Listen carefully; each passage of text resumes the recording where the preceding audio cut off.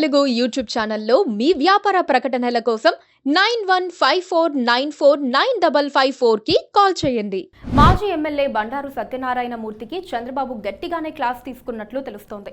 రాష్ట్ర రాజకీయ పరిస్థితులు, పొత్తు అనివార్యతలు తెలుసుకోకుండా ఆయన ప్రవర్తిస్తున్నారని టీడీపీ అధినేత మండిపడ్డారు. ఎంత బుజ్జగించినా దారికి రావటం లేదని ఆగ్రహం చెందారని సమాచారం.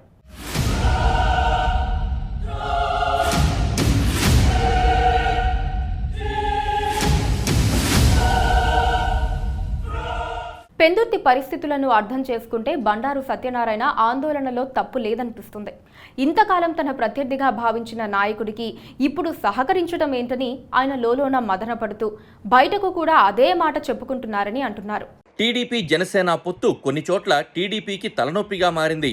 పొత్తులో భాగంగా కొన్ని సీట్లను తప్పనిసరి పరిస్థితుల్లో వదులుకోవాల్సిన నేపథ్యంలో పార్టీలో ఉండి అవకాశం కోల్పోయిన నేతలను బుజ్జగించలేక టీడీపీ అధిష్టానం ఇబ్బంది పడుతున్న మాట వాస్తవం.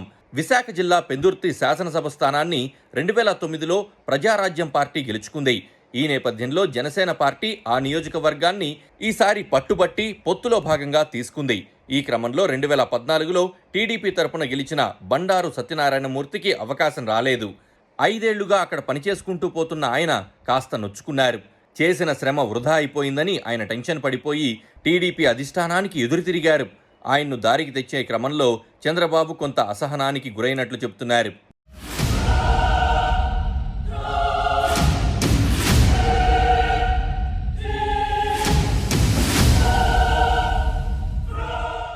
జనసేన తరపున పెందుర్తి నుండి వైసీపీని వీడి జనసేనలో చేరిన పంచకర్ల రమేష్ బాబును ఎమ్మెల్యేగా పోటీకి దింపారు.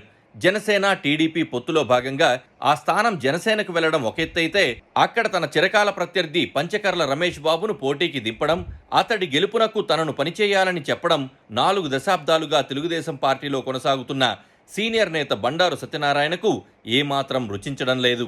పొత్తులో భాగంగా ఈ స్థానం పక్కకు పోతోందని ఊహించిన బండారు సత్యనారాయణ ఎలాగైనా దక్కించుకోవాలని వైసీపీ మంత్రులు ముఖ్యమంత్రి మీద తీవ్రంగా విరుచుకుపడ్డారు. అయినా ఈ స్థానం కోసం టీడీపీ పట్టుబట్టలేదు. ఇదే సమయంలో అక్కడ టీడీపీలో ఉన్న గండి బుజ్జి వర్గం బండారుతో సంబంధం లేకుండా జనసేన అభ్యర్థి గెలుపు కోసం ప్రచారం చేస్తోంది. ఈ విషయం కూడా బండారుకు రుచించడం లేదు. బండారు దాదాపుగా తిరుగుబాటు బావుటా ఎగరవేశారన్నది ఒక టాక్. వేరే పార్టీ వాళ్లకు మద్దతు ఇవ్వడం ఏంటన్నది ఆయన ఆలోచన విధానం.